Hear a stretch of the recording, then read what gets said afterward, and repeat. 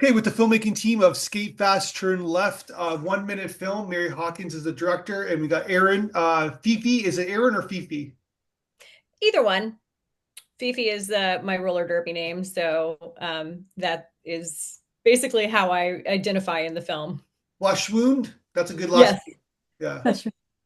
Did you ever think about changing your name legally?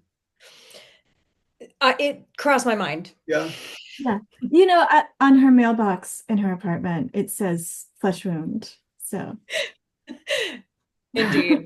It And says Mary, Knitis and Fleshwound because a lot of people in my life only know me as Fifi Fleshwound. and Mary, you did roller derby as well. yes, I'm Little Mary Switchblade.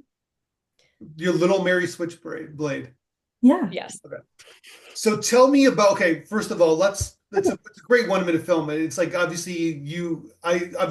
sure you've been told this before where we want more, right?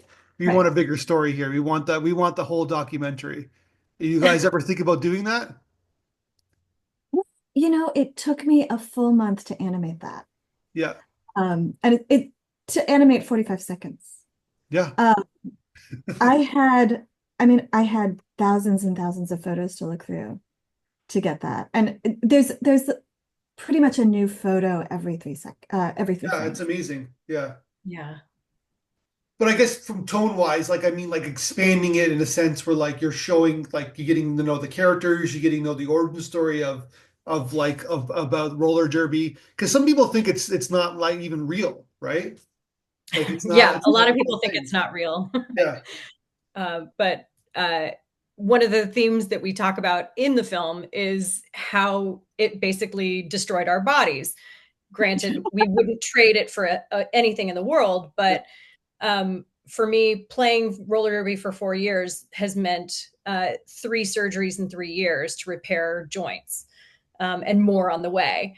It's meant, hours and hours and hours of physical therapy for both Switchblade and myself. And so, that's part of the story. And I do love the idea of like expanding it because we do a big arc in 45 seconds. Um, but yeah, it took up so much of our lives, and Switchblade is still involved in roller derby. So um, it's still Yeah, very much a part of hers. I'm I'm a cheerleader. I'm the co-head cheerleader of Gotham Roller Derby, Gotham Roller Derby cheerleaders, and I'm on the board of directors. Although obviously anything I say or anything I have to do this like anything I say here or wherever else is me and not on behalf of the board of directors or other cheerleaders. But yeah, my story isn't as dramatic as Fifi's, but I also had hip surgery. And I'd had like a little hip pain for a long time. And I when I was a very little kid, I had scoliosis and we kind of corrected that enough. But in order to really do serious athletic stuff and serious dance, like as soon as I started doing gymnastics as an adult, those injuries and kind of weird muscular skeletal stuff really showed up quickly, in a way that it didn't when I was just a club kid and kind of wilding around. Yeah. Yeah, yeah, There's almost like a football analogy for myself personally, where like I played high school football. I wouldn't change a thing because I think from an educational standpoint, from an emotional standpoint of playing the game and obviously happiness, I have a sole shoulder problem here, but I'm the one of the lucky ones too, right? Compared to other people, well, but I have a shoulder injury on the same side. It's from doing a bad back handspring. yeah. So, but it's sort of like, but then it's sort of like that's the story, right? Like that's an interesting story about like it's almost like a love loss kind of situation, right? Like it's would you rather love and or not love at all? But then you go through this pain. This happens to be physical, but then you have Absolutely. the memories and you have the growth that you've learned as an individual with doing the sport, I guess, right? Right, Yeah, right. we have the physical pain. We also have I have a lot of emotional pain having retired from roller derby for 10 years ago. Yeah. And then also my league fell apart during the pandemic. My league is completely gone now. Yeah. So it's a league that while I was playing for them, we got to number 10 in the world out of more than 400 teams. I was the president of the league. I was the PR manager of the league for a year. And now it's gone. It's completely kaput. So that's really, it's heartbreaking. It was heartbreaking, losing friendships where I had such an immediacy of spending, 3 or 4 days together every single week. And then all of a sudden I retire and I don't see anyone for, months at a time from my league. Yeah. And Mary's league has lost their home. Yeah. A lot of roller derby leagues, especially in the US. In Europe, they get a little bit of support from the state or from your city. Yeah. So that really helps. But here we're on our own. We're all DIY. We do have sponsors, but they're like, I mean, I love our sponsors, but they're skate companies, right? Yeah. They're not some giant group. Um, and yeah, I mean, it's all DIY. We have Gotham has one employee and she does paperwork. That's her job. Paperwork and scheduling. Much love to you, Bodega Cat. Yeah. Um, but everything else, PR, coaching, all of it is volunteer. And yeah, and it's really expensive to put on. The venue we were renting last year um, was 500 an hour. Wow. Okay. Yeah. So and the warehouse we used to rent wanted to double their price during lockdown. And we're a nonprofit. We're an all volunteer nonprofit. We could not afford that. Yeah. And yeah, this is true for a lot of leagues all over the country. Trying to bounce back from not having your audience, from not being able to skate for, a year and a half is really hard. And another tiny factor that's happening, we fit in a basketball court.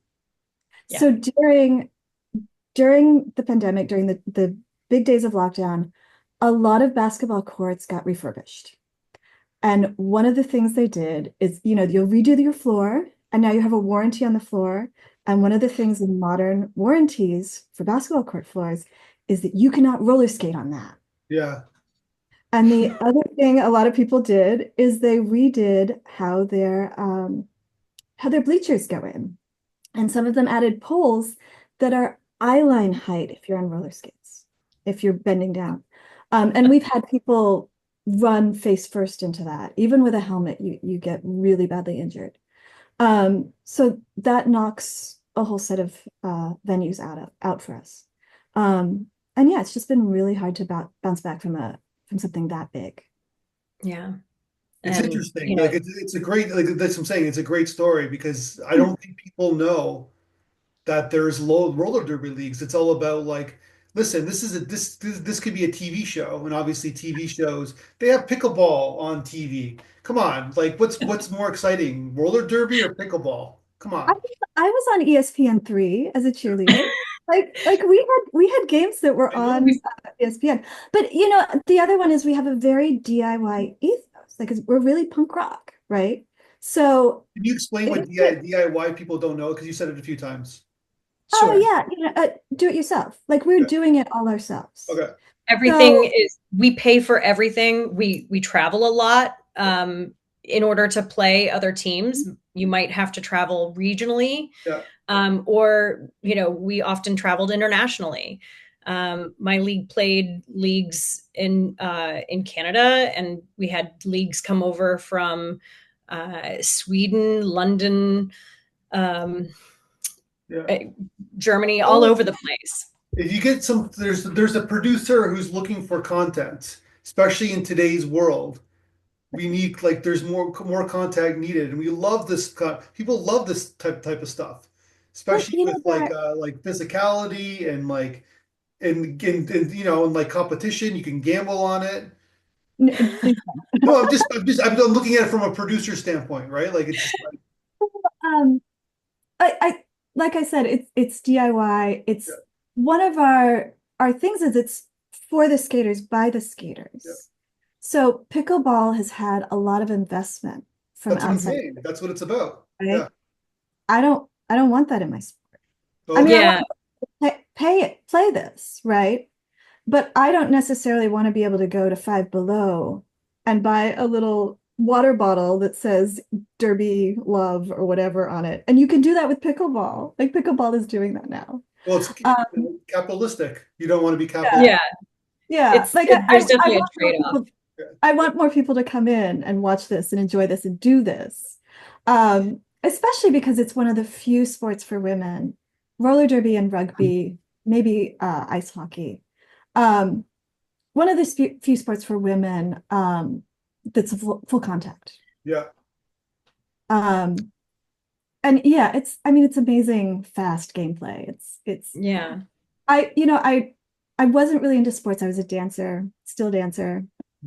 And as soon as I discovered that I liked roller derby, I told my partner, like, we should go see other sports. Maybe I'll like them too. Yeah. So I went to see a Yankees game in the old Yankee Stadium because I thought, well, like they're gonna tear this down and redo it. Let's do this. And it was so slow. Like, I didn't understand. Like nothing happened. People walked around, like then they hit things. I was like, that was it. And the people around me were having a very different experience from me. I was like waiting for someone to kill someone else. I don't know. One of the other parts of it being for the skaters, by the skaters, very DIY is we have roller derby has a couple of overarching groups that kind of manage how the sport is played. And the premier one that we both belong to was the WFDA, Women's Flat Track Derby Association. And what again, WFDA is mostly a volunteer organization. There are only a few actual paid employees of the organization, but it was our governing body where we determined the rules of the game. We determined who could be included in the game, which for roller derby means all women and gender expansive folks being able to play in the sport.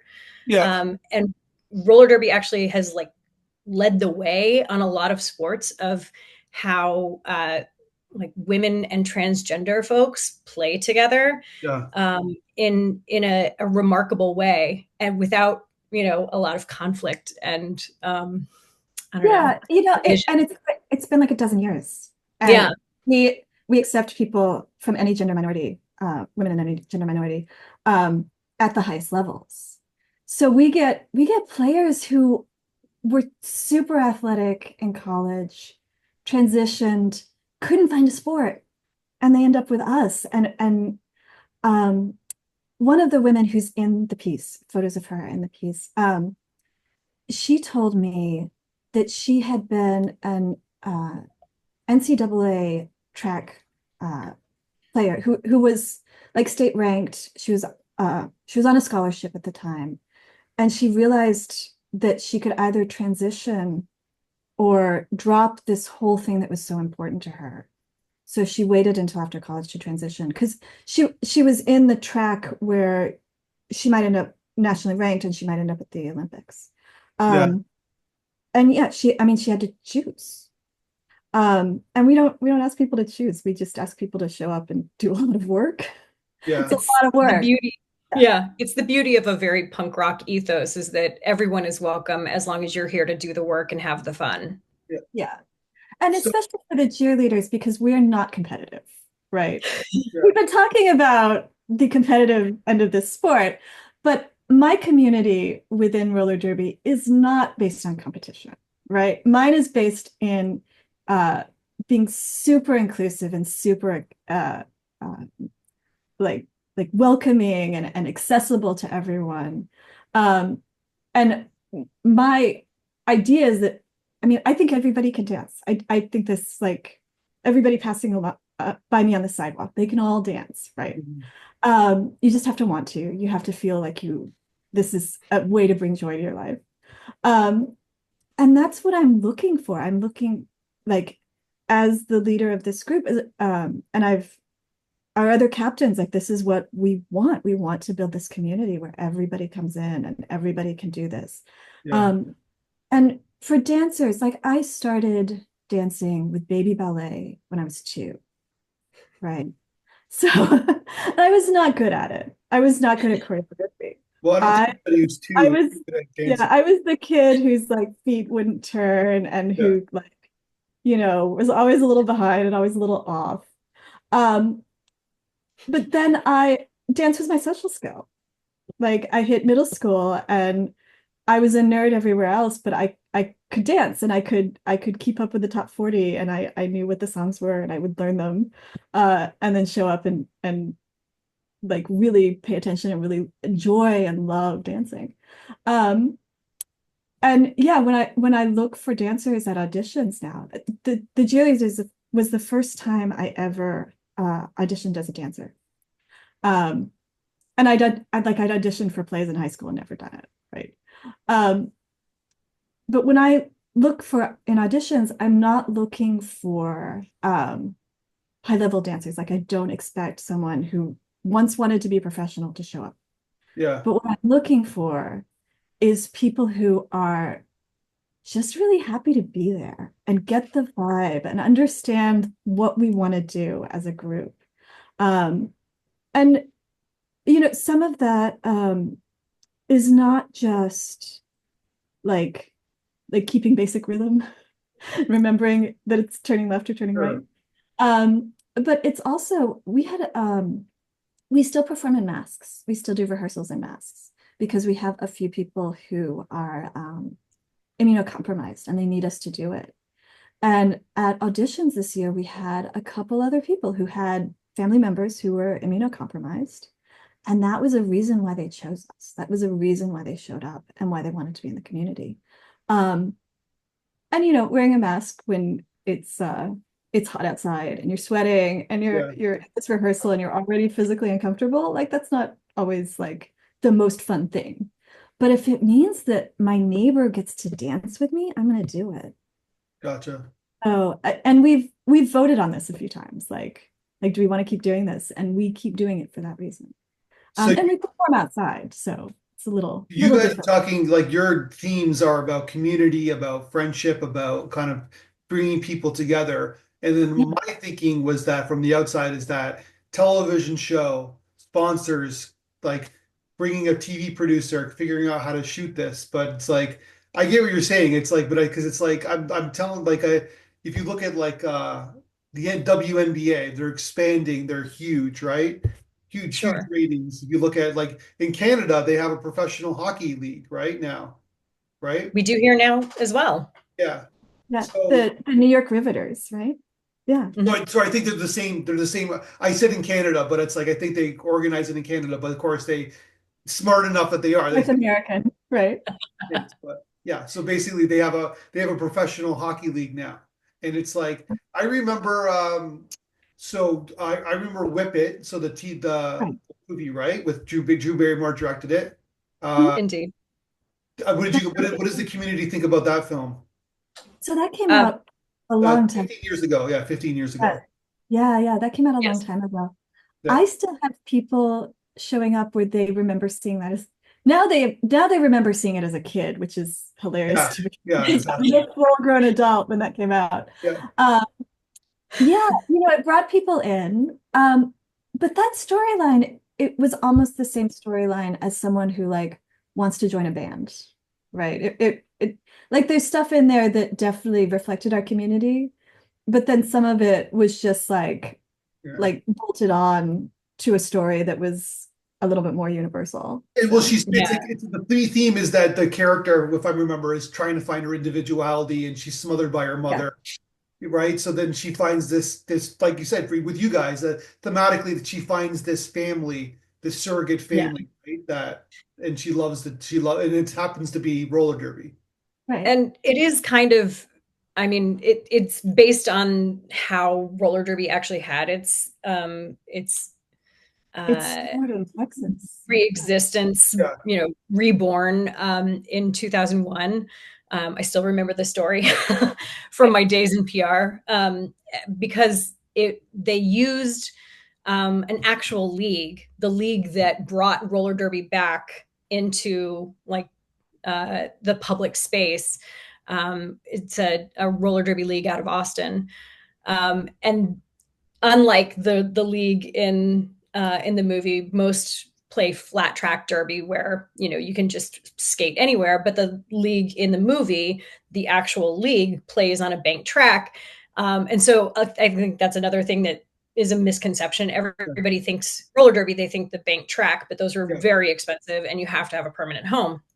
But it was kind of like an amalgamation of every real roller derby story kind of rolled into one small group of people. Of I'm trying to find my group, I'm trying to find myself, I'm a badass and I just want to hit people.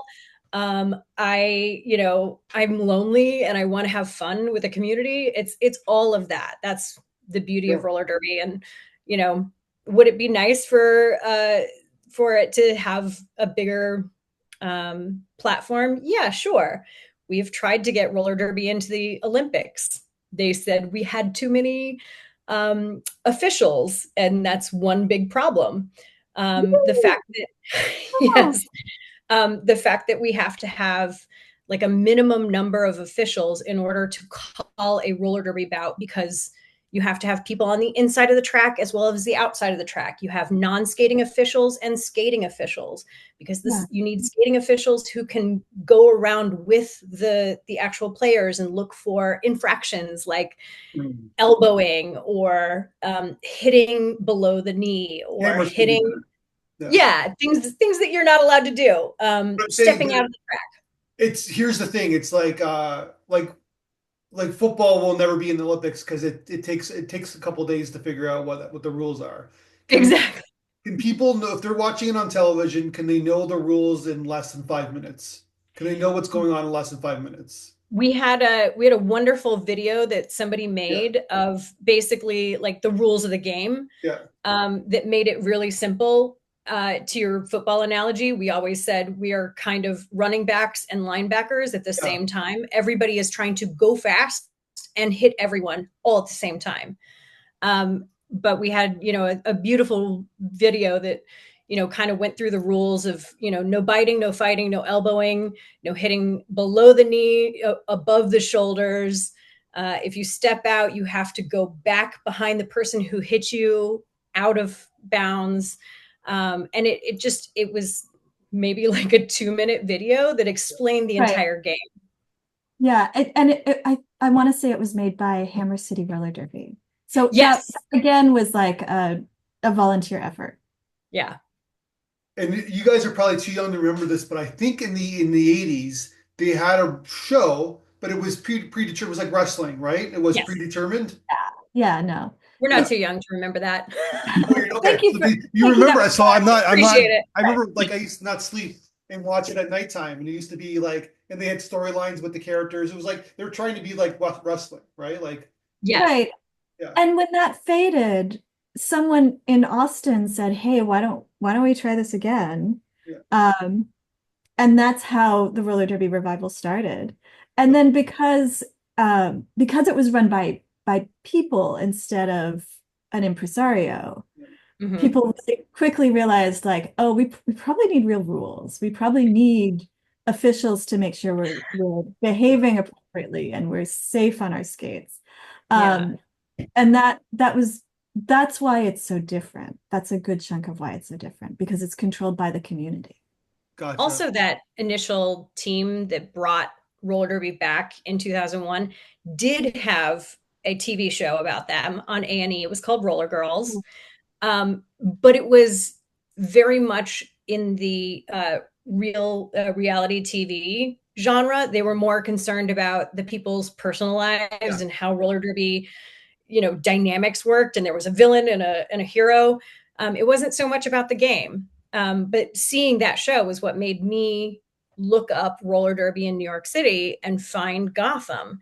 And that literally led to me meeting little Mary Switchblade and becoming a cheerleader for a year and then starting to play roller derby for 4 years. That's pretty cool. That. Yeah, Yeah, there was a billboard right across the street from my office in Midtown, and every day I walked by it and saw it, and I said, "I got to look that up. I got to be a part of that. That looks cool." I think the step one is that there needs to be. I remember when I was a kid, they had roller rinks. They don't have. I don't see any roller rinks anywhere, right? Not so much. Not so much. And it's like because you have to like I'm sure I'm assuming I can do it because I'm Canadian. I skated my whole life, so I'm sure the transition wouldn't be that. I'm like maybe I'm ignorant, but it wouldn't be that difficult. Indeed. Yeah. And there are men's roller derby leagues and Sure. also, you know, everybody derby leagues. Yeah. So and yeah. there are a lot of really good leagues in countries where it's really cold and there's a lot of hockey. Yeah. So, Yes. It's an easy transition, right? So yeah, like the Montreal roller derby is really good, but also the roller derby in Malmö, Sweden is Malmö, really Sweden. that makes Yeah. sense. Yeah. There are Callisto roller derby. I don't know if I pronounced that properly. In Finland. Yes. You know, like all of these like very cold Nordic places. But they have the infrastructure to do it. I was talking to someone who's from Germany, and she said their city not only provided them with a place to be, they also provided them with skates and equipment. Yeah. And as an American, we're like there is one park in my neighborhood, and it is a block and a half, and part of it is an auto zone. Like literally a store that sells car parts. You're the capitalistic country with less government, right? Right. And an intro pair of skates is $100. Yeah. That's the cheap end. They're not funding. Yeah, they're not government funding the role. Yeah, in the United States. No. Yeah, we've tried to find because we're in New York City, we've tried to find Parks Department spaces. And the space I mentioned to you is a public-private partnership space, which is why it's expensive. But we could also rent. We didn't have to like wait in line. No, it's been really hard. Yeah. So before, because we've talked a lot about it, I just want to mention your film itself because that thing. This fascinates me because I'm just seeing there's so much potential for the sport because it's got like Americans love physicality and basically and they love like competition. I'm like, you know what I mean? It's like, and it's got both of it. And it's like, and then you get some women involved in it and people and men are like, it will cross both sexes as far as I'm concerned. So, but I'm looking at it from that point of view. So basically, obviously you're thinking different. I don't understand, but Erin, you said that you worked in PR. So you basically see, I'm sure you see the potential for this, right? So. Absolutely. Professionally, I do advertising for a living. Yeah. Okay. There you go. I write ads. So that's why I was like, yeah, I'll write this. This will be easy. But it wasn't because it was so intimate for us. Gotcha. But yeah, obviously there's a we should tell the story of how we came to do it.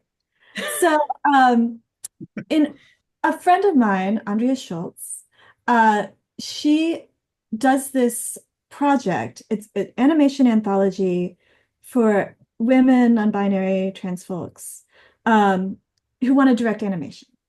Yeah. And she gives out a prompt with each year. They didn't do it this year. I think we may have been in the last cohort. The anthology collection is called Things Took a Turn. Yes. And every year there's a different theme. And the theme for our year was the end of the year. Oh, no, sorry, the end of the world. End of the world. And the rules are really loose. It has to be on theme. It has to have a turn. And it has to like be in a genre and then kind of twist or subvert that genre. And Fifi and I were talking about what to do, and we did not originally set out to make a roller derby documentary. But we'd show up and we'd talk about our ideas. Some of Fifi's ideas were hilarious, and I wish we had been able to do them. Like the sea shanties. Yes. If I could have made a sea shanty, if I knew how to do that, we would be talking about our sea shanty. But we talk about what we were going to do for maybe like 30 to 45 minutes in a diner, and then we devolve into gossip about our friends. And OMG, this part of my body hurts still. And wasn't this super difficult? And like, we talked about like our burnout and how much work this had been and how good it had been too. Yeah. And I think we met like 3 or 4 times before I said, you're doing this other stuff. Like this is a story. Like this, and it's clearly a story that we're attached to. Yeah. It's not like there's someone giving us money. We should make our thing instead. Yeah. And yeah, we I think the only prompt I gave you was to try to figure out a way to put shape into it. So Yes. um because that as an animator, as a designer, is something I needed.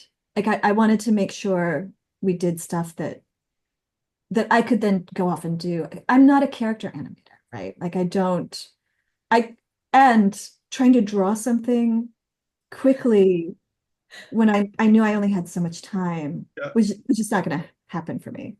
Um, so those were the parameters, like something I could make with my existing skills and my existing look. Um, and Fifi came back with a script. It was a dialogue back and forth between the two of us. Um, and yeah, like we sharpened it a little bit. I think we basically used what you wrote. Um, Yeah.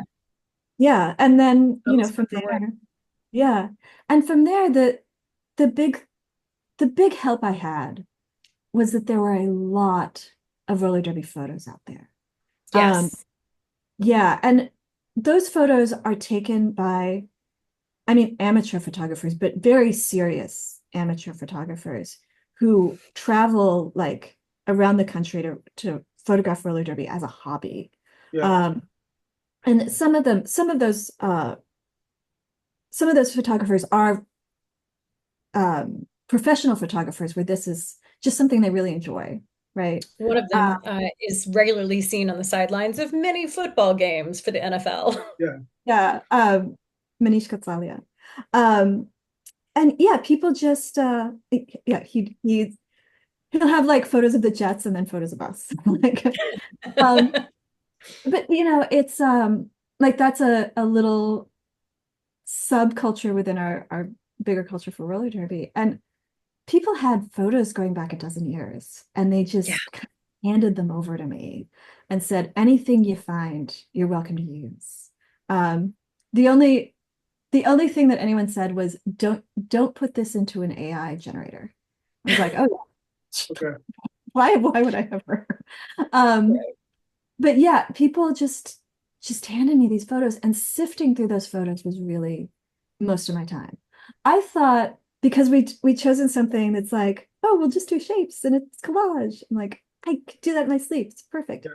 And I spent maybe 2.5 to 3 weeks just figuring out which photos go where. Yeah. And then once Yes. we chose music, Yeah. timing everything to animate with the music The became voiceover too, another right? big Yeah. challenge. Yeah, we recorded the voiceover in my house.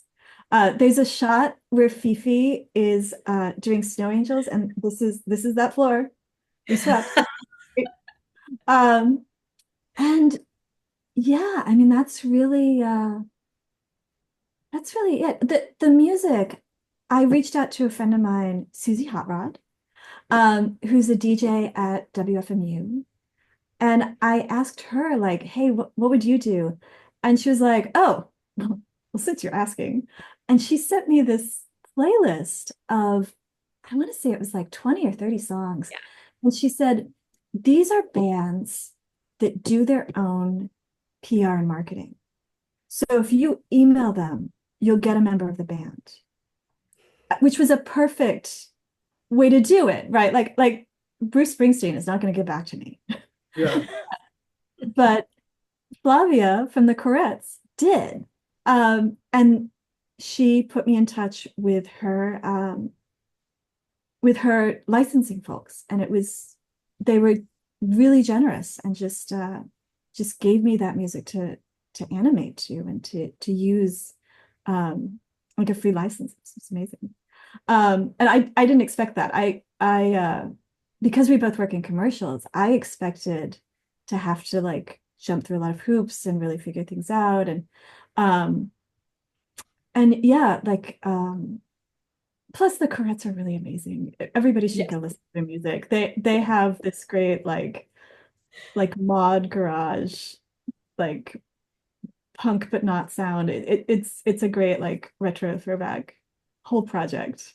Um and yeah, that's the music underneath. And then the end music, the end credit music is a song by Susie Hot Rod in her old band Kissy Kamikaze. And I remember when that song came out and I thought, wow, these people are so cool. This is what I'm gonna be doing. Like, OMG.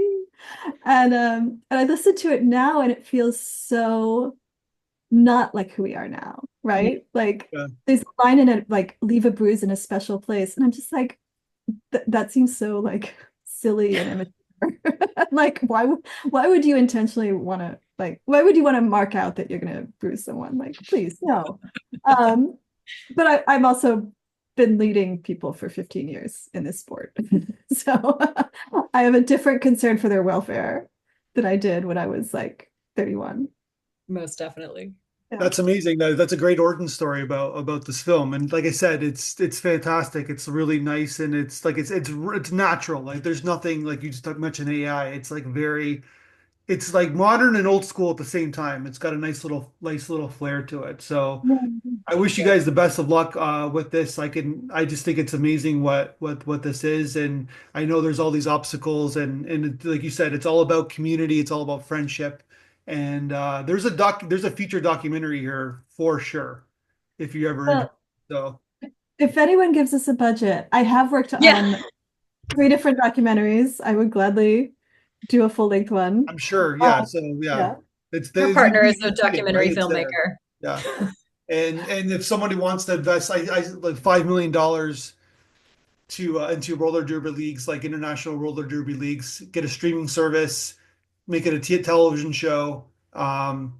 Basically, I think there's lots of potential for that. It's just figuring out how to do it on TV, right? So Yeah, basically, we'd be happy to talk to them.